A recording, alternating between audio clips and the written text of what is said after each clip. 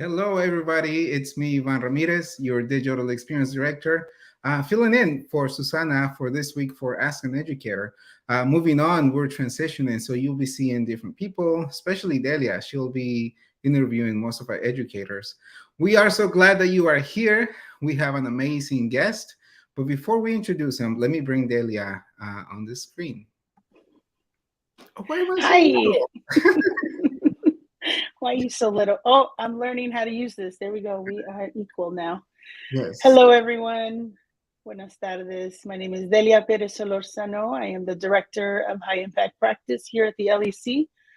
And at the LEC, our mission is to retain and increase the representation of Latinx educators, K through 12 and above, because today our special guest is from the higher ed side, right, Ivan? Yes, today and the rest of this month, we're going to focus on higher ed. So, yeah, should we bring him on? Yes, let's bring him. Yes. All right. Emmanuel, ¿cómo estás, Emmanuel? Very good, very good. I'm very excited to be here today. Excited. Awesome. No, we're so pumped to hear you. And I know that you and I interacted maybe about a month ago, and I love your energy. I love your insight. So I don't want to spoil it for anybody. Let's go on. Tell us a little bit about yourself. You know, where are you from? What do you do? What are your passions? Sure, yeah. So once again, my name is Emmanuel Lopez. I was born in Harvey, Illinois, which was not the nicest of cities at that time. But I like to start off there because oftentimes when people hear me talk, they're like, "Oh, he's such a polished speaker. Oh, he's reached so much. He's had so much success. He has a master's." And then they don't fail to realize that my upbringing was very different, and I like to honor that. I like to own that, right? So I was born in Harvey, Illinois. I was parented by great parents. My goodness, I think both my mom and dad. Looking back now, I think they could write a book on how to parent me. I have 3 younger brothers of mine, so there was 4 boys, and they did a great job. I mean, they instilled from us really early on, hard work.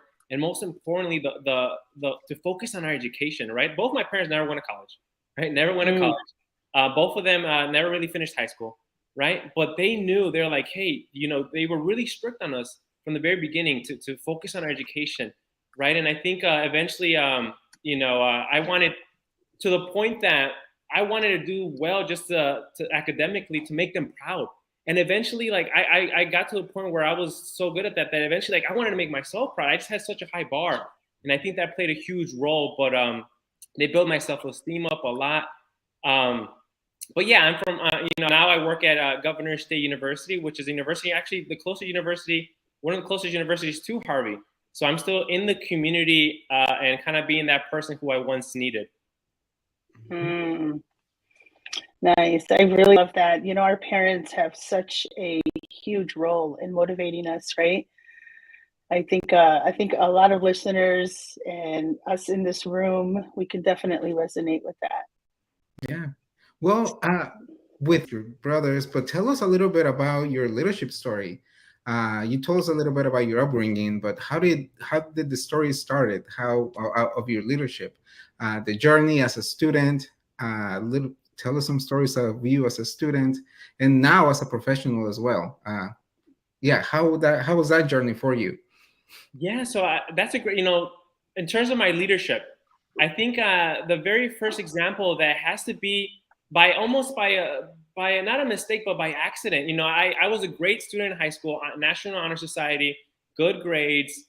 But then I didn't know what to do when it came down to the college part, right?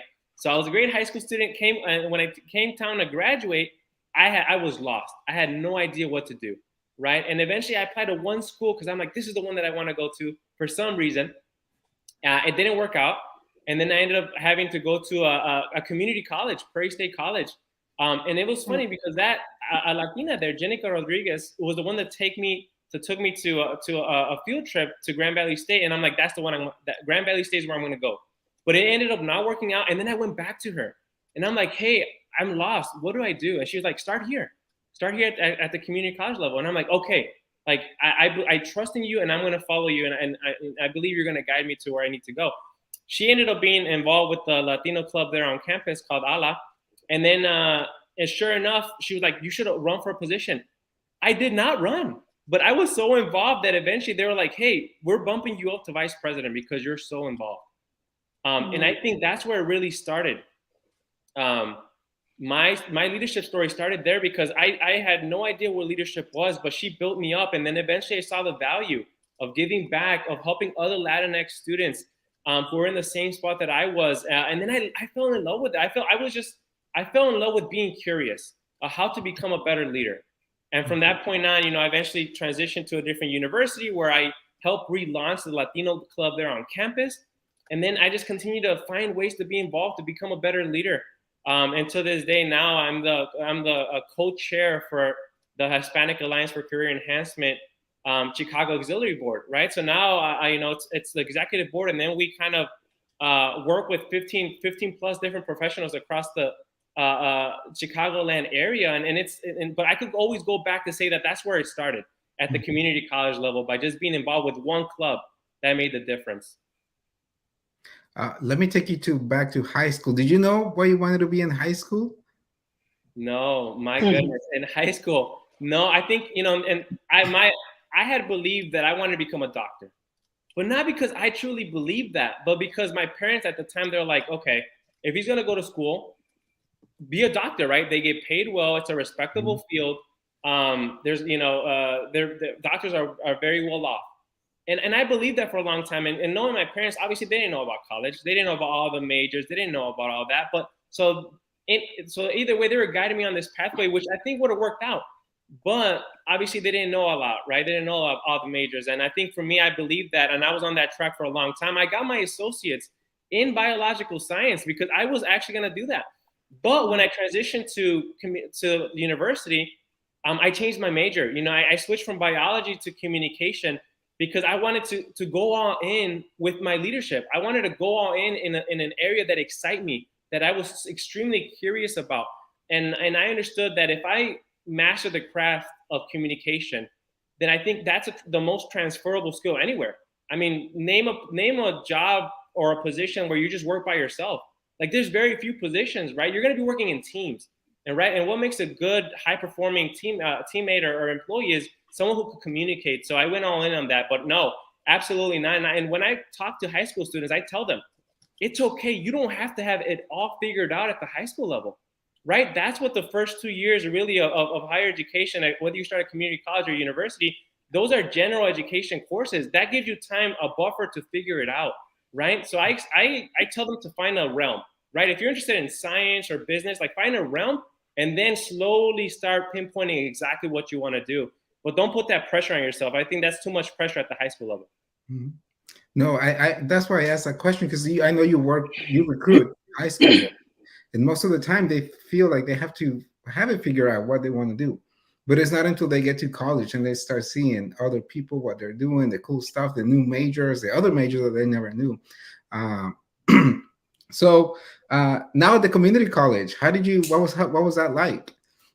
Yeah, so the community college, man, I think at the high school level, there was such a negative stigma around community college to the point that it was like worse than high school. Like it blew me, right?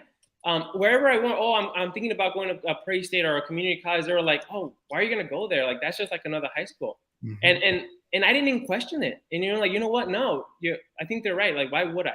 Right? But obviously I didn't know. Right. And I didn't have enough experiences with professionals working at a community college to really understand. And really, no one really taught me like, hey, if you go to community college, all those credits transfer for the most part. Right. And most importantly, no one told me if you start at community college, you're most likely going to go there for free.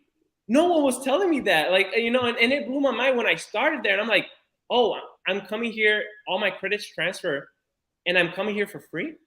Right. And no one told me this at the high school level, and I'm like, why? And then I started questioning, like, why are people talking so negatively about community colleges? And granted, it was a heavier burden on my end because I was a great student in high school. Right. So I had this idea that I must go to university. So it did hit me hard those first semesters because I thought I had failed myself a little bit by not taking that leap. But surely after I started, I decided, you know what, I'm here now. Right. And now I'm going to make the absolute best of this experience from this point on. And that led me to, once again, be vice president of the All-Land Alliance. But also I ran for student body president. Like I was the most involved student on campus because I told myself, hey, I got to continue to honor my parents' hustle. I got like everything they've done up to this point. Like I'm here now. Now I'm going to make the absolute best. And I committed to that. Mm-hmm. And I loved it. No, we have similar stories. I also went to community college, and for the longest, the same thing. I was ashamed of saying, "Hey, I went to community college," because of the negative connotations that people put in it. But I think if I would not have started at the community college level, I would not be where I am now. I needed those gradual steps to transfer to the university. How was your university experience? And before I answer this question, you know, this is the final. I always tell this to every high school student, right, that who's considering a community college or a parent.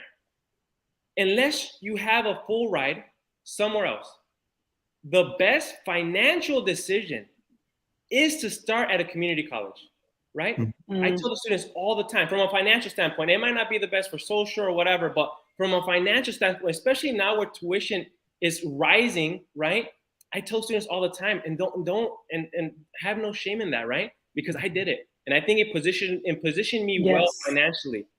Because then I got my I got spoiled. I'm like, oh, I went here debt free. Then I went to 4-year, and then I got it debt free, and then I got my master's debt free. But that was a seed planted at the community college level. So now transitioning to the university level, I loved it.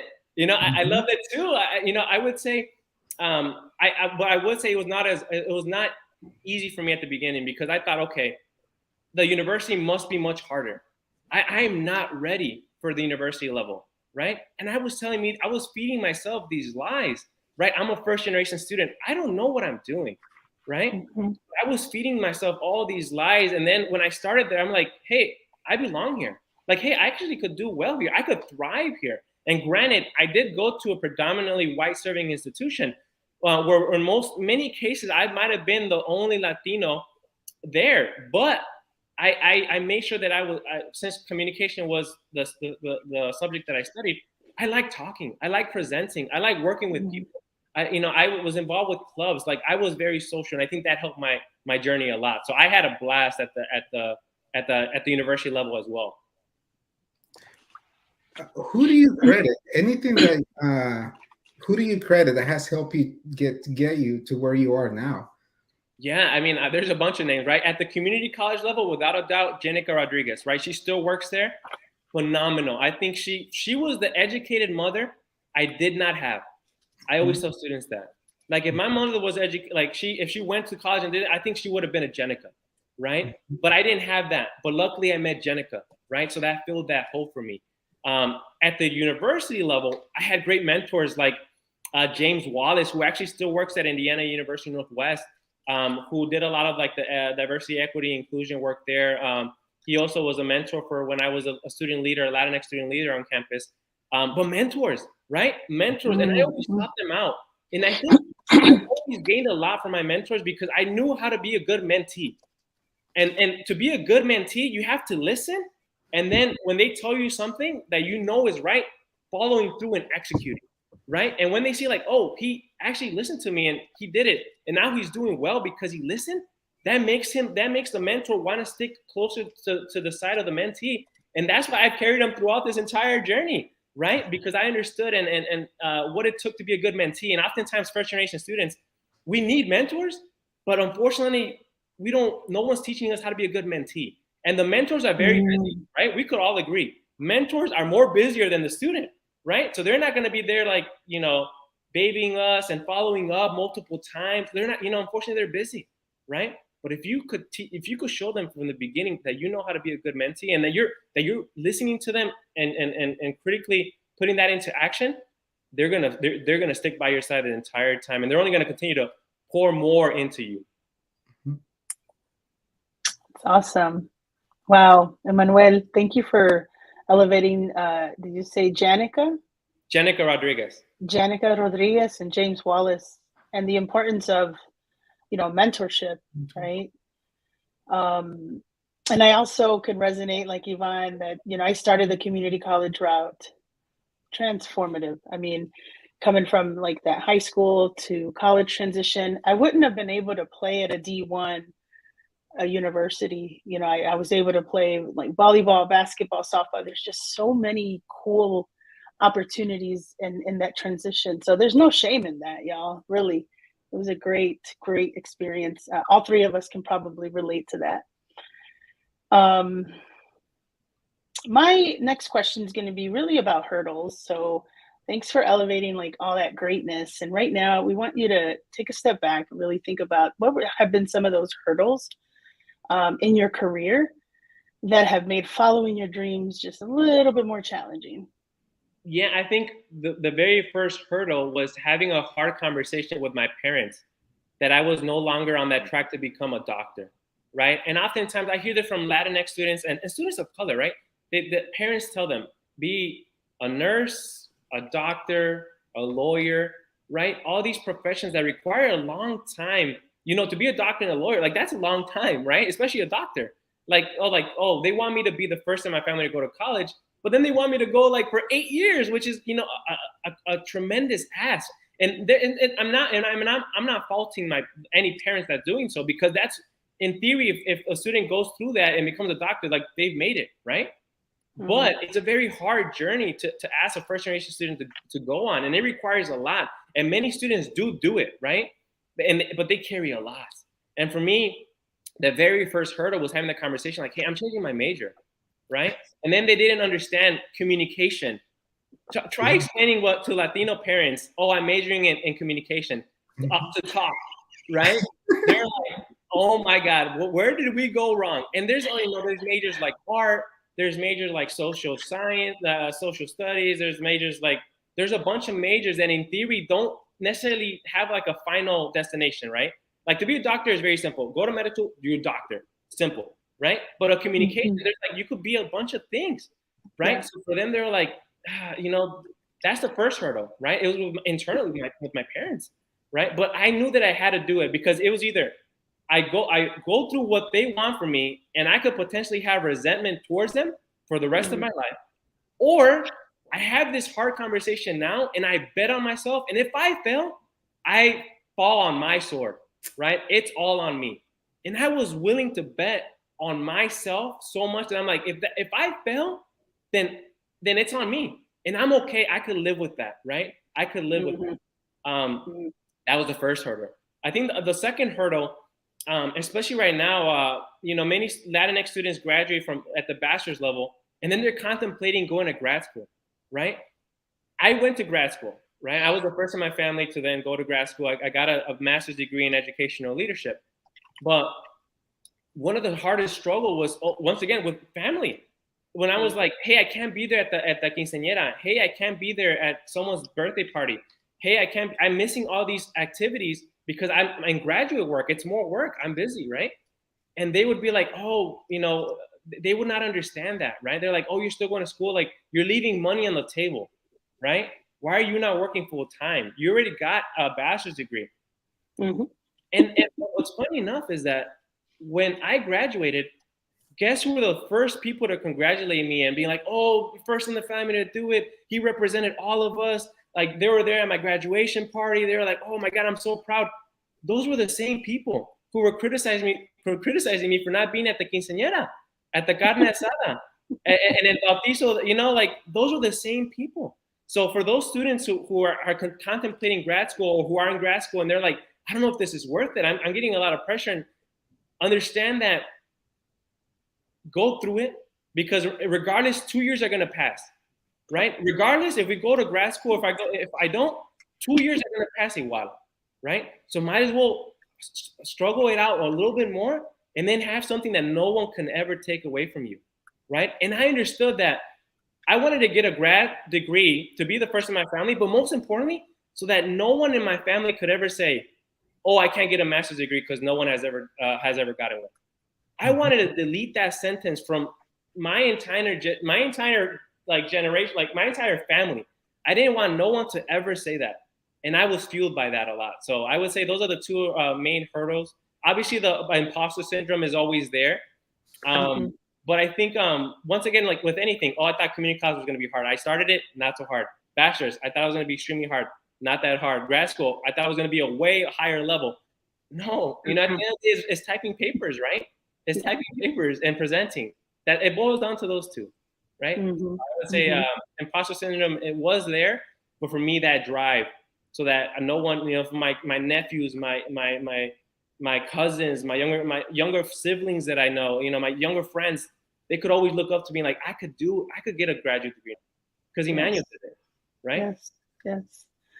What a great perspective, man. And you know what? You just made me think about similar hurdles. Sometimes I remember my cousin's father, my uncle. He would say, "Ay, Jenny, ¿por qué tanto educación? Like, why more? Like, why so much schooling? Like, just let this right out." So definitely, and family loves us, right? Like, I know they want the best for us. I mean, without a doubt. But I think it's just that they just don't know, right? And their value is to work. Like, and I'm not saying every parent, but like my parents' value was work. Like that work ethic was high. And so, we begin to internalize that too. And when you said why a degree in communication, I got the same answer with liberal arts. Like I majored in Spanish, liberal arts, right? Spanish, but I was going to do the alternative certification route to be a teacher. And they're like, "What, arts? Why arts?" Like some family members don't understand it. So I wonder, like communication, Emmanuel, ya sabes hablar. Like you already know how to communicate. Why? Yeah. It's so much fun educating our own family and getting them to really understand our vision and our dreams, right? And that in itself can be hurdles. Thanks for sharing those, because I was thinking like hurdles at the higher ed, but you took us to the ground, and that's awesome. Thank you. Oh, there's hurdles there too, though. My goodness, if you want me to dive into that, I could. But, definitely share some hurdles at that so, higher ed, or is that where you started right out in education? Was that higher ed space, right? Yeah, so I had higher education experience before, right? I was a graduate assistantship. I was a grad assistant at Northwestern University, in their multicultural student affairs department. So I had experience. I know what it meant, like, and I did previous stuff before in orientation and recruitment and student leadership, and so I was not new to working in higher ed. But yes, I graduated in 2020. So kind of like when that fall when COVID was really kicking in. So I'm like, here I am, excited, first in my family. I get no graduation because of COVID, so they take that away, and then good luck. COVID is hot right now, and people were not hiring. There was more layoffs in higher education at that time. So I'm like, okay, great. Like my luck, right? I'm so excited. I have all this energy, and here I am, like at a worst time from getting hired. Perspective, trying to look for jobs, and it was hard. I think one of the first hurdles was I couldn't, I wasn't even getting phone calls, right? So I think working here at Governor State University was my first shot, and it came from someone that I knew, a network, right? I think that's another area too here when it comes to hurdles, is that a lot of times when we're first generation professional, you don't have a network. You're going to school as a first generation student, but you also have to realize that with also doing that, you also be at the same time building your professional brand, right? Building those networks, and that's a lot to ask. Like that's almost. I always tell students whenever I meet them, I'm like, I tell people all the time, my full-time job is a recruiting specialist, right? Mm-hmm. But my part-time job forever is to be a brand ambassador to myself, right? To be constantly getting professional development, constantly learning about LinkedIn, constantly learning about how to leverage everything that I've gained up to this point, even being on this podcast, right? How do I leverage that? Because if you're not a brand ambassador to yourself, Ivan and Delia, like, who's going to do it for you? Are you going to wait for your company to do that? Are you going to wait for your manager to do that? Or are you going to wait for someone to just randomly find you and be like, yes, I'm going to, I'm going to just uplift you, and oftentimes it does happen, but more often than not, it has to start from us, right? So I think I learned that really quickly on, and very fortunate to start at GSU. I completely love the work here, but I know this is just the beginning, right? I know now I'm entering my year, my first, a little more than a year now. So now I'm definitely trying to see what the next step is for me, and continue to get in positions where I feel like I just influence more, right? Where I could help students more. Mm-hmm. And I just want to acknowledge you, because if you've been able to successfully go through those hurdles in your home, right? Like, it starts there.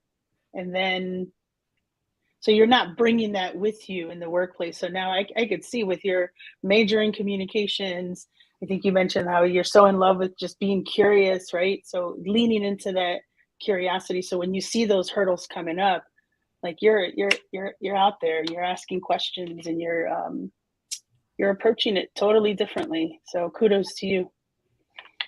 Ivan, No, I have to a you. question about your experience about in higher ed as a professional. But before there, I know that we might have some college students also watching us, or they might rewatch us.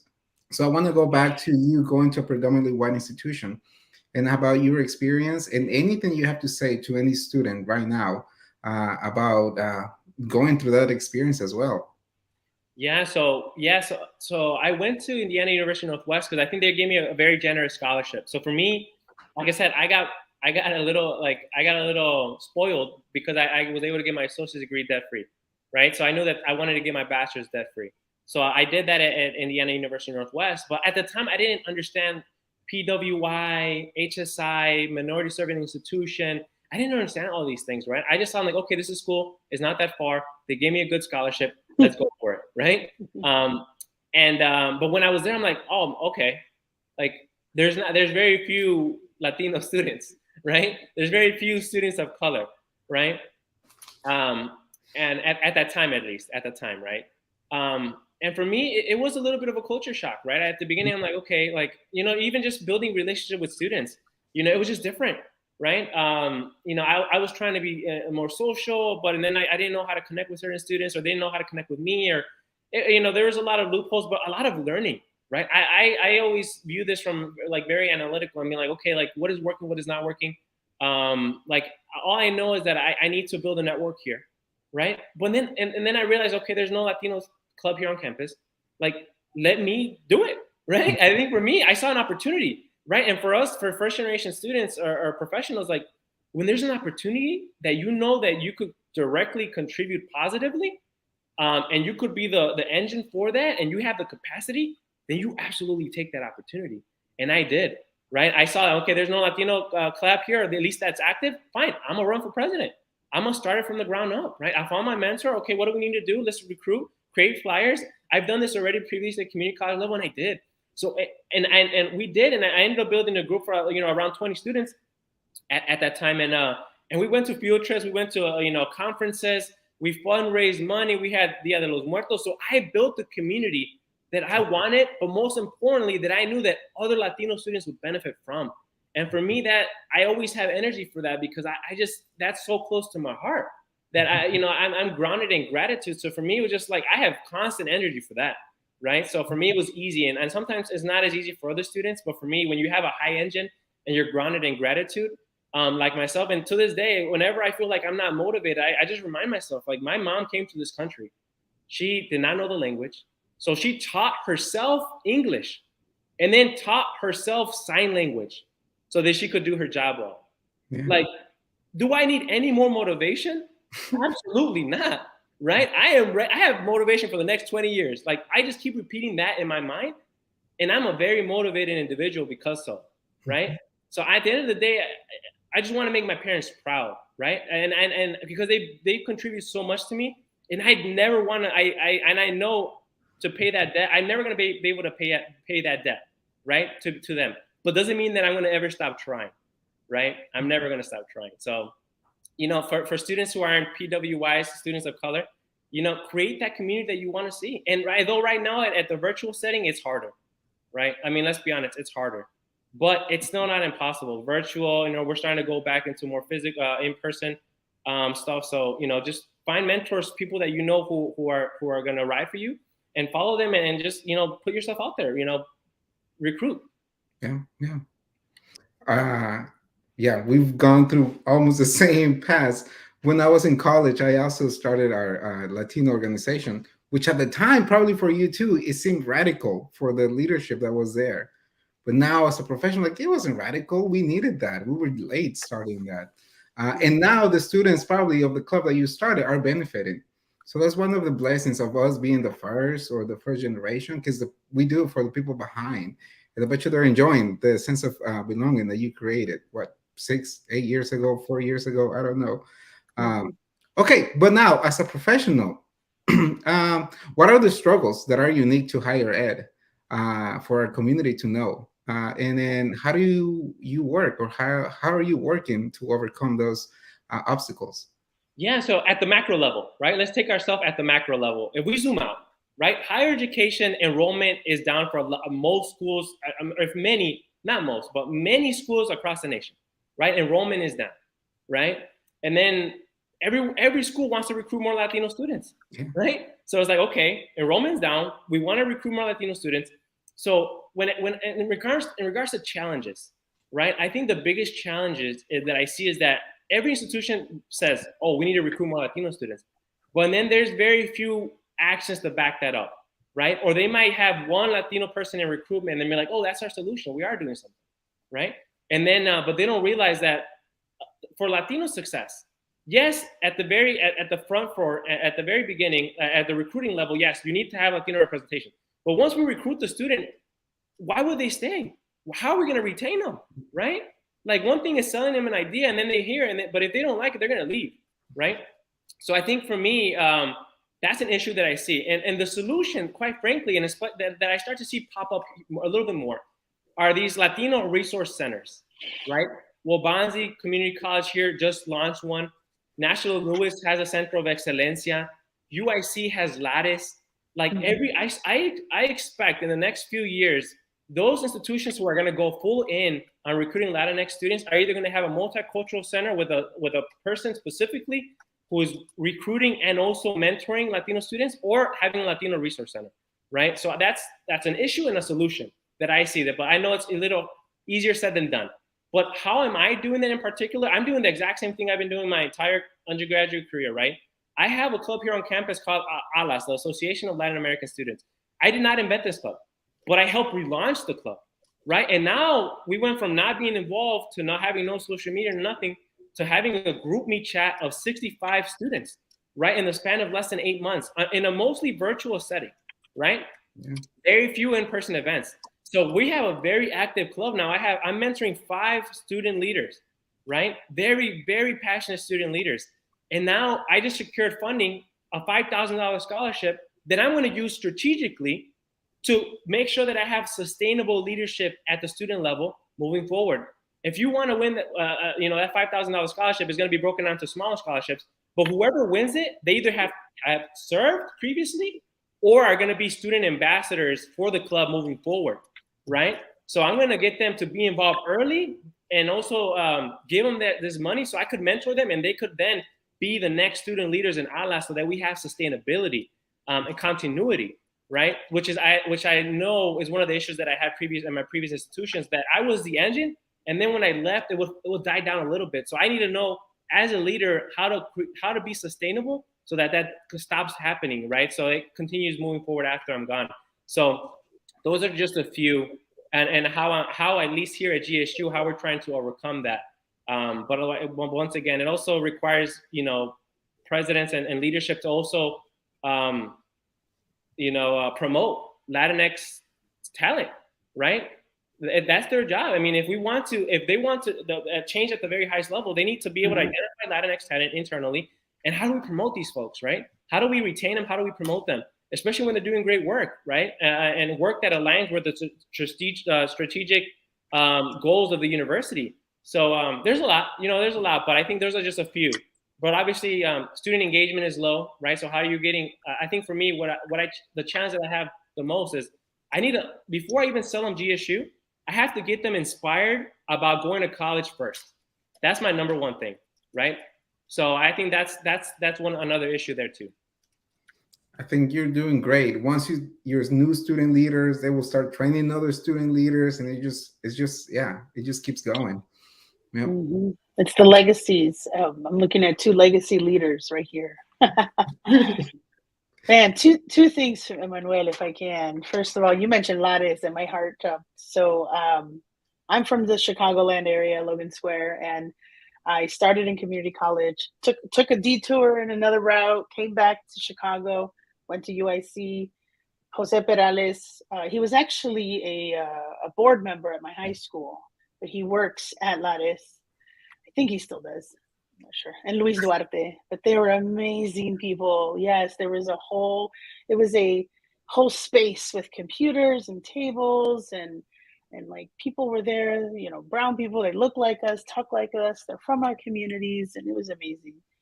And the other thing I noticed was you know, our parents, I think we can all relate to this too. Just my mother was a cookie factory worker and my father was a cook at a restaurant. My mother's Puerto Rican, my dad's Mexican. So my dad had to become legal eventually. And they were homeowners by the time I was 7 years old. And those two, you know, service level careers or jobs. And my mother later became a community organizer, but when you mentioned how your mother taught herself how to do things so she could be better at work, like I remember coming home one day and my mother opened, she went to the library and she got a typewriter book and it just stood up by itself kind of thing, like it was a long book and then a big typewriter. And she was just teaching herself how to type. And she eventually started out at like an entry-level secretary job. And then I mean, this isn't my platform or my story, but grew all the way to be an executive director of a nonprofit that she birthed, right? Pretty much like she had a vision, educating parents, developing or leadership development within the community. And it was like, wow. And so my question's related, like, I know you mentioned how much your parents feel you, right? Your family feels you, your experiences.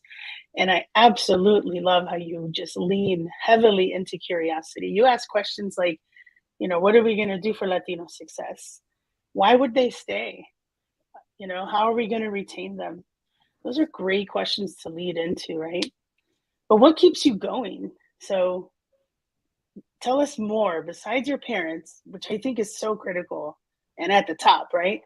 But what else keeps you going? Yeah, so you know, for me, I'm just grounded in gratitude. I think for me, people view me like, oh, he has so much energy or this and that, but I think I don't view myself like that. I just view myself as someone who just wants to be better, someone who just wants to be a better leader, someone who just wants to like, you know, make my mentors proud.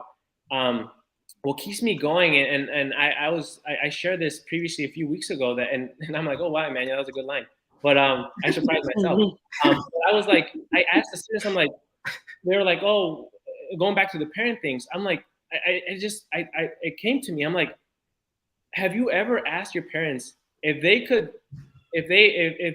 were here in this country, what would they do if they had the opportunity to go to college?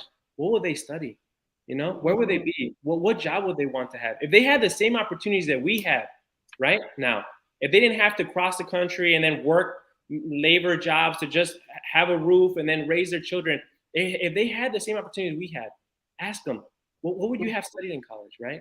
I think for me, I asked that and I'm like, I almost wanted to cry because I'm like, I've never asked my parents that, right? I never asked them like, what were your dreams? You know, if on a level playing field, right? What would you have done? And for me, like that just hits home so hard, right? Because just imagine the answers that you would hear, right? Yeah. From your parents. Just imagine the what, like, oh, I would have done this. I would have loved to study psychology. That really interested me, right? I wish I would have had an opportunity to do so, right? At your age.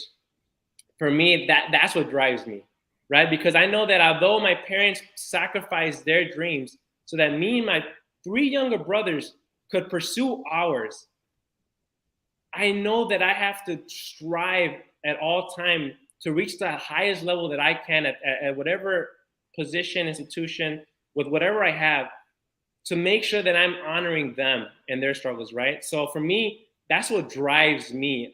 Aside from also like my student leaders and allies at GSU, the students who always reach out to me, who who tell me thank you, who be like, hey, you make a difference, right? For me, those are the ones that really I do it for, and that drive the fire in me, and want, and and that's why I always have time for that. I always have energy for that. So in short, I would say that's the reason, that's what those are some of the reasons that keep me going, right? Because I know many parents sacrifice their dreams. Yes. Man, you hit in mi corazón. Yeah. I know, me too. Go home and ask I'm them, like, right? I'm gonna go talk to my parents right now. I'll be back. No. I'll be back. Before we go, I have some pictures, and which probably relates to what you were saying. Let me see. Here they are. Yes. The proof. I'll scroll through them, but if you want to just talk. Yeah. So these are my students, right here. Here are the students at GSU, majority Latinas. But here in that left picture, or I don't know, your left or your right, the one with the auditorium, we went to see a ballet folklorico performance at one of the nicest venues in the city of Chicago. I've never done that, and most of my students that I brought, they were like, I've never been to a venue this nice, right? And for me, I'm like, we're doing the right work here, right? We're giving them experience that they've never had before, and maybe would not have in the future. But I'm giving them now in a pandemic area. I just felt really happy. Over there, we did to go and see Encanto, right? Supporting Latinx art and cinema and directors. And I'm like, no, we need to show up. We're going to show up deep, right? So we did that. Those are just the two pictures there. We went to the Museum of Mexican Art. Once again, a good solid group there. I think they see, they want these cultural experiences. And I'm just happy that I'm a vessel to make that happen, right? A vessel that could organize it, to talk to politics, to sell them the idea of why it's important. I'm just happy that I'm in a position to do that here at GSU. Here, we brought USHLI, the United States Hispanic Leadership Institute. They host a national conference in the city of Chicago. We brought their coordinator, Adrian Calderon, who gave a motivational speech. We were all crying. We were all crying. So, but once again, it's bringing that to GSU, right? If we couldn't go to the conference, it was virtual. I'm gonna bring that over here, right? So I think giving them those experiences is something that I really want to do. Thank you for sharing. Yes. No, I love how you set the conditions for students to feel empowered, to feel like they can go to fancy places too, That is awesome. I think this is it. Any last minute word, any advice, any wisdom, any jokes, any refranes, whatever you want to share with our community? Yeah, I think, if there's anything, if you're listening and you're a college student, right, here's my takeaways, right? Remember, no matter what your full-time job is, in your mind, tell yourself, my part-time job for the next 20 years, I need to be a better brand ambassador to myself. How am I selling myself? How am I getting better at professional development? Do I have a LinkedIn? Always ask yourself these questions. How are you visible, right? We have Facebook and WhatsApp, but then we don't have a LinkedIn, right? Really ask yourself, because oftentimes, and you all know this, when it comes to getting opportunities, sometimes they don't get the best candidate. They get the one who's most visible, right? How many jobs were like, oh, we gave it to this person because we saw something that they posted, right? Visibility is a huge component, especially in the social media world, right? So in your mind, your part-time job, I just assigned it to you. I know it's more work. I know it shouldn't be like that. I know we already carry a lot. And I'm naming it, first generation students, we already have a lot to do, right? Emmanuel, don't give me more work, but I want you to reach success, higher level that you could even imagine. So that's why I'm tasking you with this, right? Because I believe in you, right? And I was that student, right? I just wish someone would have told me that earlier, and I think I would have been even farther than I am now. So that's one of them. Two, if you're considering, go to higher education, get your associates, get your bachelor's, get your master's, get your doctoral. Time is gonna pass. Regardless, right? You're either going to be at a job and in 5 years be in a different job or somewhere else, or in 5 years be in that job and also have something that no one can ever take away from you, right? My master's degree, no one can ever take that away from me, right? I am in the top 5 or 7% in the entire United States, Latinos who got a graduate degree, right? And then I'm going to get my doctoral degree, best believe, right? Don't stop, because time is not going to stop. So why should you? Why should you? right? I think if you're considering community college, especially now that tuition rate costs are rising, go. It's okay.